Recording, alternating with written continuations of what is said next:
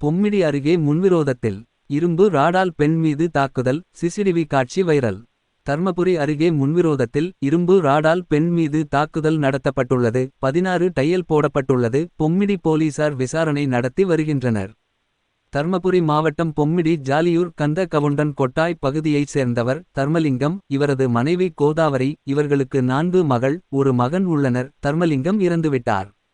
மகள்கள் மற்றும் மகனுக்கு திருமணம் ஆகி விட்டது.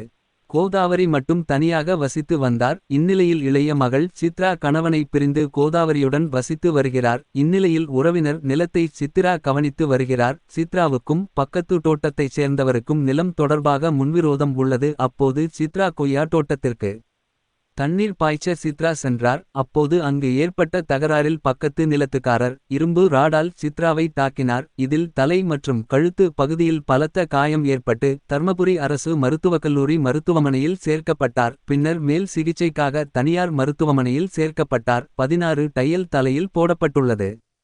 சித்ரா பொம்மிடி காவல் நிலையத்தில் புகார் அளித்தார். அதன் பேரில் போலீசார் சித்ராவை தாக்கிய ராஜேந்திரன் மீது 2 பிரிவின் கீழ் வழக்கு பதிவு செய்து விசாரணை நடத்தி வருகின்றனர். மேலும் தாயாருடன் தனியாக வசித்து வருவதால் என் உயிருக்கு ஆபத்து உள்ளது. தாக்கியவர் மீது நடவடிக்கை எடுக்க வேண்டும் என்று புகார் அளித்துள்ளார். பொம்மிடி போலீசார் விசாரணை நடத்தி வருகின்றனர்.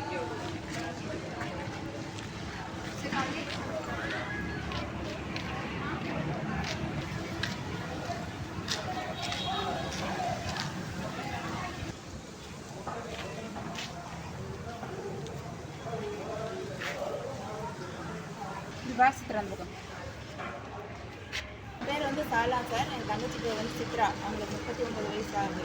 பொம்மிடி பக்கம் கந்தகவுண்டன் கொட்டாயில் இருக்காங்க. அம்மாவும் தங்கச்சியும் 2 பேர் தனியாக இருக்காங்க. பக்கத்தில் வந்து முன்னுரிமை நில பிரச்சனையால் வந்து அவங்க வைரகம் வச்சுட்டு வந்து யார் இல்லாத டைமில் வந்து இந்த மாதிரி அடிச்சிருக்கிறாங்க.